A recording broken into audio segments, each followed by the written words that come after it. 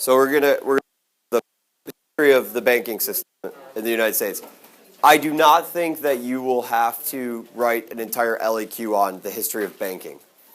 I'm pretty positive it's not something that's a big enough topic to that they'll ask you. You know, is the transformation of the national banking system in the United States? That'd be an insanely impossible question. If you chose that LEQ, if it was an LEQ, I would say try and stray away from it. But the ability to talk about, to at least mention some of these things is going to significantly help you, and you may see a lot of multiple choice questions on them. So here's where it stems from.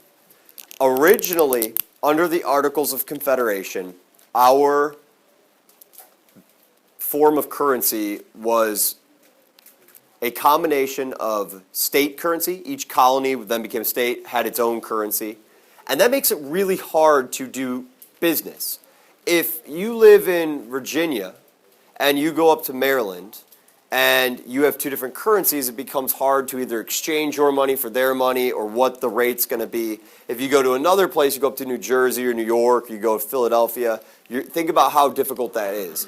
Europe experienced the same problem, and their response not all that long ago was the creation of a common currency in Europe called the euro, right? All part of the European Union. It's very similar. The European Union is somewhat of a similar situation to the United States.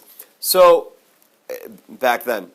And so, what happened was the Founding Fathers basically disagreed somewhat over what was a better solution. Alexander Hamilton, when he becomes the Secretary of the Treasury, so Alexander Hamilton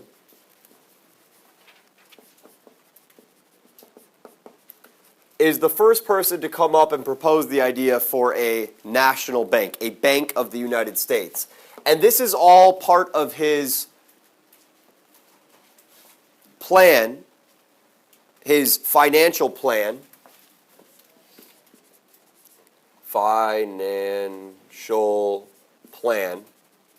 In the early 1790s. I think it's 1790 or 1791 is when he proposes this financial plan. I think it's actually 1790. It goes into effect in 1791. You would never remember those.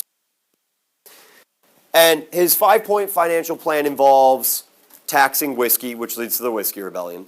It involves, I don't know if you remember, it involves creating a national bank. It involves assuming state debt, so all that state debt that each colony and state took up during the Revolutionary War it assumed. It also issued government bonds, that whole idea of perpetual debt, that our government can stay in debt and just pay back the minimum it owes and continue borrowing year after year, which is a whole idea and has worked relatively well in the United States. We've never defaulted on our debt, so we've never, but we have $15 trillion, almost $17 trillion in debt now. That's problematic. We could never pay that back in any given year, but we don't have to, right? Some of that debt we have to pay, a little bit more the following year. But we keep taking in loans and we're borrowing money. So it's this constant, we borrow and we pay back, and we borrow and we pay back, and we borrow and we pay back. Yeah? When did we first, is this when we got a common currency between all the U.S. and national? Partially. And this is where it gets so complex that I don't want to go too into detail. From my understanding, once the first Bank of the United States is created, there are banknotes that are pieces of money that are printed from the national bank. And I think that's a commonly accepted currency around the colonies, but there probably also is colonial currency that, or sorry, not colonial. Each state would have its own currency that they could use as well. Seen as like a common currency. But I don't know that much about it at all, to be honest with you. Like when we had a standardized U.S. currency, like when the $1 bill looked like the dollar bill that we know and love today. But you would never, I promise you'll never have to write that, so I don't even want to confuse people and get too much into detail. But if you're interested, we could look it up, and we'd have to look it up together. Maddie? What happens if the government can't pay back certain They never have ever had that problem. And if they did, it's called defaulting on your debt, and that's bad. That's what happened in Greece, right? In Greece lately, the economy has been terrible, and many people are in the European Union, especially Germany, are really ticked off because Greece is trying to default on its debt. That's what happened in Detroit. Detroit said, we can't pay back our debt. We're going bankrupt. And so that's what bankruptcy is when you declare you can't pay back your debt. The United States has never, ever, ever, ever had that happen. Now, a lot of people say, you have almost $17 trillion of debt. At some point, that's going to catch up to you. It would be like if I go to the lunchroom and I pay for lunch and I forget my wallet. The one lunch lady who's the shorter one on the left side of the line, her name's Grace. I don't know her last name. What? Not Miss Bo. She's on the right, on the left. She's smiling. She's so nice. I can go today. Pay me. I've done this 2 days in a row. Grace, I forgot my wallet again. No problem. We'll add it to your tally. And so now I owe her $680 instead of $340. She would. I guarantee. Now, she'd probably let me do it 2 weeks. Grace, I don't have access to cash right now. I lost my debit card. Can I run up a tally for 2 weeks? And she probably would let me. But at some point, she's gonna be like, "Listen, Epler, you got to pay. Like you have to pay. I'm not giving you your lunch anymore. I'm not loaning you essentially the money anymore." Now, if I paid her back $10 and I said, "Oh, I know I still have an outstanding balance of another 10, but I promise to get it to you tomorrow," you think she's going to let me borrow the next day? Probably, because I've shown her my ability to pay back some. The United States is kind of in this, like, yeah, I'm paying, but I'm keeping my balance out there, and my balance might flare up to 20, might flare down to 6, or go down to 6, but we haven't reached the point where the lunch lady's been like, I don't think you're ever going to pay me. And if anyone reaches that point, all of a sudden it becomes really problematic. Yeah. So is that like if I borrow $5 from Chris, and then he pays me, I pay him back, and then I use that money because I borrowed another $5 from say Jonathan, and then I pay him back with That's more of a Ponzi scheme, but it's similar. But it's similar. It is similar. So the financial plan includes the first bank of the United States, and it passes. By the way, the reason why we have our nation's capital in Washington, D.C. is because in order to get the bank and the financial plan passed through Congress, Hamilton agreed to move the capital from New York to Washington, D.C. in the year 1800. That's why we have it there. So anyways, the Bank of the United States gets created. And it is chartered for 20 years. So it goes from 1791 all the way until 1811. And we have a Bank of the United States from 1791 to 1811. Now, this bank, right, is going to provide loans to businesses, to people. It loans money to other banks, to state banks. It helps provide financial stability. The key here is financial stability, and it helps to curb some of the runaway inflation. Do you remember I gave you, at the very beginning of the year, I gave you that article on the inflation of the Continentals? Yeah. Like Continentals and how they were just printing money during the Revolutionary War and just selling bonds. That caused inflation. And this is meant to help that. Democrats, by the way, the Democratic Republicans, I should say, who's seen as the founder of the Democratic Republican Party? Jefferson. Democratic Republicans do not like this Bank of the United States. They see it as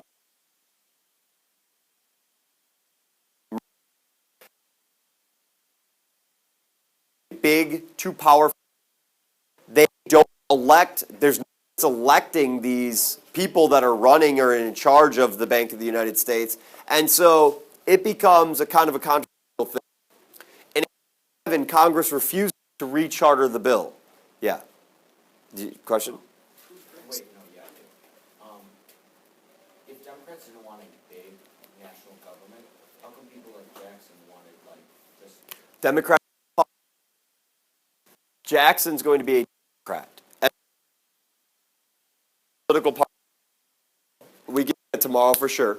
But the Democratic Republicans originally, they embraced Jefferson's idea of a small national government.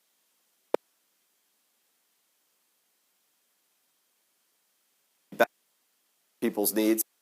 He envisioned America as an agrarian society, not a mass-producing industrial powerhouse.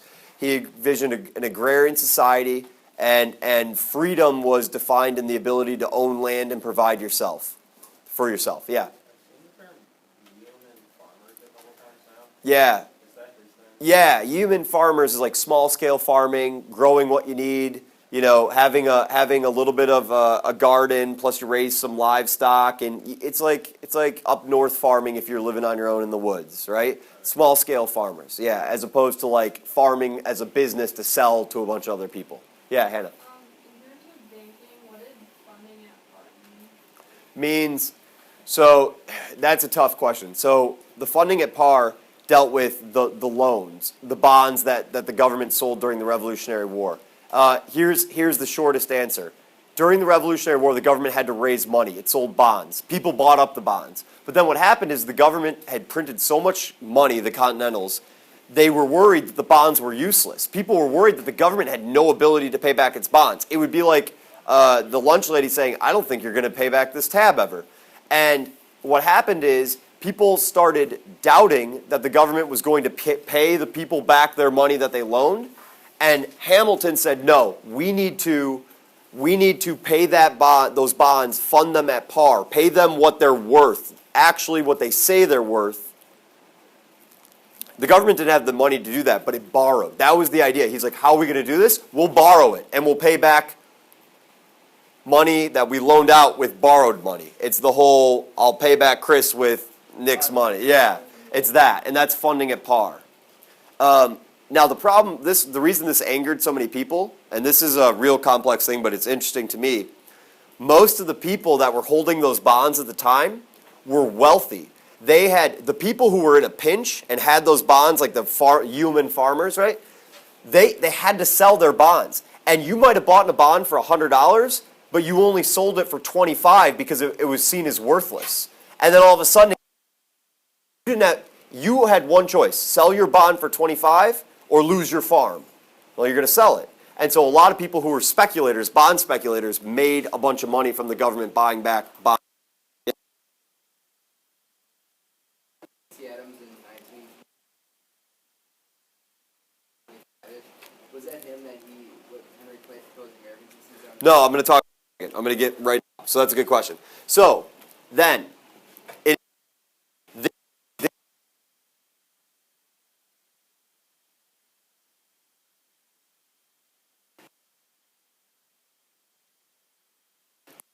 economic instability without this bank. States are on their doing their. And so Henry Clay, he's a senator at the time in Congress. He proposes a plan. It's part of his grand plan called the American System, which involves internal improvements like canals and roads and things like that. Although the federal government doesn't spend a lot of money on that stuff, states mostly do that. But another one was his bank. And so there's a second bank that is usually credited to Henry Clay's advocacy. And the second Bank of the United States is chartered in 1816. What really showed us is we fought the whole War of 1812 without a central bank, and it really did not bode well for us. 1816, and then another 20 years it's chartered for, to 1836. In 1816, the bank is recreated. It's the second Bank of the United States. Same thing. It has the headquartered branch banks. There's other chartered offshoots. So the second Bank of the United States, like the first bank, you have your central bank that's located, I don't know exactly where it was located, somewhere around the Capitol. And then you have so this is the bus. And then you have little baby bus B and bus C. And this is the, do you remember the Supreme Court case McCullough versus Maryland? Do you remember talking about that? Maryland tried to tax bus C for operating within its borders. If you're going to do banking at the Bank of the United States in Maryland, you're going to pay an extra tax because we don't want you to. And that's when John Marshall said you cannot tax the Bank of the United States because taxing the Bank of the United States means you can destroy parts of the federal government, and you cannot destroy parts. The power to tax is the power to destroy, yeah. Is that the same as pet banks? Different. And I'll explain a little bit of those. So, who's the person that adamantly opposes the second Bank of the United States? Jackson. And so when he's elected in 1828, he's an outspoken critic of the Bank of the United States. The election of 1832 becomes all about the bank. He's running against Henry Clay. Do you remember this? Yeah. Henry Clay, 1832. Henry Clay says, basically, see why it's not a constitution? And he rides the fence on it. issues. And Jackson says, I will veto the bank. I'm straight up going to veto this rechartering of the bank. And if I got time to be even more complex, the bank was set to expire in 1836. At the very beginning of 1832 election year, Henry Clay got Congress to pass a preemptive rechartering. Hey, we for 4 more years, but let's extend it by 20 years. And Jackson says, no, I'm going to veto it. If it goes to my desk, I'm going to veto it. And what does he do? He vetoes it. And Henry Clay publishes the veto message and says, look at how crazy this dictator is. And people are like, it's an awesome idea. Yeah, you should veto that bank. And so Jackson wins re-election in 1832, and he sees it as his mandate to destroy this bank even before. He could have just let it expire in 1836. No. He's going to take, because the Bank of the United States served as the principal place where our federal government, the national level government, would deposit its tax money, tax revenues. So we pay taxes, they would deposit, it was like a big deposit place for the federal government's money. And so Jackson says, we're not going to deposit the federal government money into the National Bank of the United States. We're going to siphon off that money. And that's when he reverts it and redirects money to these pet banks, which are banks that support his democratic policies. They're favorable and sympathetic to Jackson. And so it goes to the pet banks. The Bank of the United States becomes a big sad face because it has no more money. Banks that don't have deposits can't give loans. Banks don't have money to give loans. They can't operate. Banks fail. Does that make sense? These are the pet banks. The bank dies. We do not have another national banking system. We have a semi-national banking system during the Civil War that goes from the Civil War onward. And it's basically the government, during the Civil War, hold on one second, I'll take all your questions. During the Civil War, the bank basically says state banks are going to have to meet national standards. And so state banks become pseudo-national banks. They have to meet national standards. And then in 1913, Woodrow Wilson totally reforms the banking system. He says this whole system of having state banks that are meeting national standards but are not all part of one system do not work. And this is the Federal Reserve Act. And this is still in place today, and this is a big, big deal. The Federal Reserve Act of 1913 creates the Fed. The Fed is our central bank. The Fed. The Fed. The Federal Reserve Bank of the United States. The Fed is what today controls the money supply. It controls the U.S. money supply. Another thing you should know about the Fed, it is a banker's bank, meaning it loans to other banks. I can't get a loan from the Fed. You can't get a loan from the Fed. The Fed loans money to other banks. The other banks. So it's a loans money to other banks. There are 12 district Federal Reserve banks, the smaller ones. There are 12 regional Federal Reserve banks. 12. So it's the Fed plus 12 regional banks.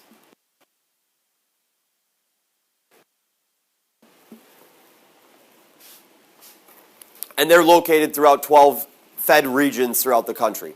They help regulate and provide regulations to other banks for mandates that they have, requirements they have to have. They help set interest rates. The Fed controls the money supply, and the Fed provides financial security. The Federal Reserve, the other big thing they do is it is the biggest buyer of U.S. government bonds in the United States. They buy up government bonds. And when the Federal Reserve buys government bonds, they're giving money to the federal government. They're loaning money to the federal government. When the Fed sells bonds, it is selling bonds, and then they have more money to loan to the other banks, private banks, and that's how they increase and decrease the money supply. You don't need to know that last part, but it's just a side note for you. All right, I had questions real quick. Yeah. So wasn't Jackson did he have 2 terms? Yes. Why didn't he cancel the bank sooner? Because from his first term, the banking issue wasn't a huge issue. It wasn't until Henry Clay tried to recharter the bank for another 20 years. He was concerned at that point that Henry Clay would try and find another way to override his veto and get the bank rechartered. So after 1932, he sees it as his mandate to crush the bank before another one can be created or rechartered. James. So by vetoing the bank, he's not necessarily dismantling the bank. He's just saying that the U.S. is taking the money out of that bank. So by vetoing the bank, he just stopped it from going from 1836 to 1856. He stopped it from lasting another 20 years. He himself just chose, he had his advisors not deposit things into the bank. That had nothing to do with the veto. He just made the decision, he told the Secretary of the Treasury, we're not investing our money in, or depositing our money in the National Bank. And he started funneling it to pet banks. Yes, and then yes. When does he veto the bank, Jackson? 1832. 1832, yeah. In the first bank, what money once it closed? What so what happened is people then took their deposits out of the bank. They basically said, we're not going to have enough money to continue to stay open. They would have refunded depositors. Close. Sense. People may have lost some money too, depending on. But most the bank just shuts its doors. Yeah. Which bank was like supposed to be only temporary? Like if you say there's one bank, or one, I don't know if it was Mobile One or it was just supposed to be civil. It was supposed to be just for like a temporary time. So during the Civil War years and throughout the Gilded Age, there was no national bank. There was no bank of the United States. It was state banks that had to meet national standards. And Jake, to answer your question, to go back to it, I just realized too, the bank, I don't know if people individually, I don't know if you could deposit your money there. I think it was mostly other banks deposited their money and the national government. That's the key one. So when the national government pulled out most of its money, it didn't have any reserves left to do banking. Other questions? All right. So this is still in effect today. The person who's considered the chairman of the Federal Reserve is a very important person. Her name is Janet Yellen. That's who that is right now. Did any of you do the summer stuff with Serge in the last couple summers? I know he did a whole reading on Janet Yellen and the Federal Reserve banking policy. God bless you. That's a terribly boring topic to talk about and to dive into. Fiscal policy of the United States. I love Mr. DF. He's the man. Let me say that for the record. But fiscal policy is boring stuff. It really is. And it's confusing. Maybe that's why I think it's boring, because I'm dumb and I don't understand it. And Serge is smart. Smart. Yeah. What was the national banking system during like The 1860s to the 1900s. It was just a law passed that required state banks to meet certain standards. And so state banks had to meet certain national standards, and there wasn't a national bank of the United States. It was just state banks operated as like state national banks, I guess you could say. That's all you need to know. There's never going to be a question on the banking system between 1865 and 1900. The one thing I will tell you is we didn't have a national banking system. We didn't have a Bank of the United States, let's put it that way, and so we had more financial instability. You have some major panics in the United States in the 1870s. 1872 was a huge one. You have another major banking panic in 1892. These are two of the big banking panics that lead to economic downturns that also put pressure on us to pass some banking reform. This, by the way, is part of Wilson's progressive reform. No one talked about this. Maybe one person talked about this in your DBQ. This was big-time bonus points because this Reserve Act, it's a lasting change that's there today, and you could get big points and evidence points for it. Yeah. Do you think the fact that we didn't have a national bank for so long attributed it all to the Great Depression? No, because this by